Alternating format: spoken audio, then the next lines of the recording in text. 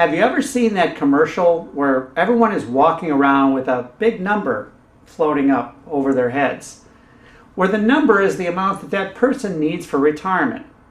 Which for you folks in the investment plan, it's kind of the amount that you need to have in that plan before you can pull the trigger on your own retirement. So how do you know what that number is supposed to be? Well, that's what we're going to talk about in today's video.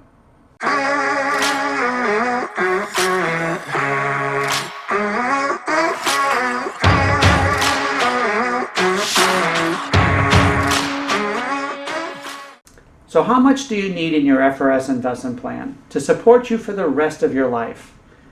There's a couple of different ways that you could look at that. Now, one way that's admittedly a bit of a quick and dirty, but pretty effective method to do this is to first see how much you're spending or think you'll be spending in retirement. Let's say it's $8,000 a month on average. Then deduct how much regular income that you know you'll be bringing in, like Social Security. Well, let's say that's like $2,000 a month. Now that leaves $6,000 a month that you'll need to draw from your investment plan, assuming there's nothing else in your savings arsenal. Now, how much can you reasonably or prudently withdraw from an investment account on an annual percentage basis with the expectation that the account will last longer than you do? Is it 3% or 4% or maybe even 5% annually? The higher the number you go, the more risk you run that the account may not have enough power to come back after an extended tough market or recession. We find that for clients of ours where the intent is to have the investment account last indefinitely or even into the next generation, using a number greater than 5% is getting pretty risky.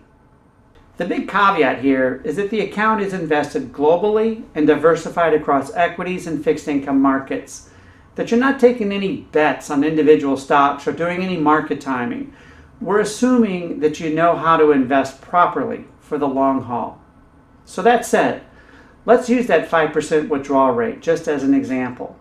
If you needed to generate $6,000 a month or $72,000 a year and you wanted to keep your distribution rate at that 5%, then you'd need to have an investment plan account worth at least $1,440,000 the day you retire. That's your number. Like I said though, that's kind of a quick and dirty way to figure this one out, but it will put you in the right ballpark.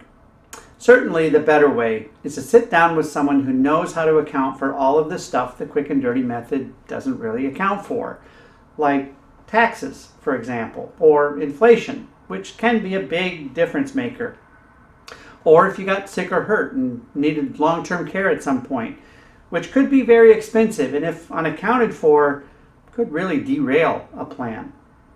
To really do it right, there are powerful programs that good financial planners use that account for things like mortgages and loans eventually being paid off, inflation rates, and even how specifically an investment plan is invested.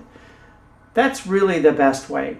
And if you'd like to see more about what I'm talking about, give us a call. We'd be glad to help you figure it all out.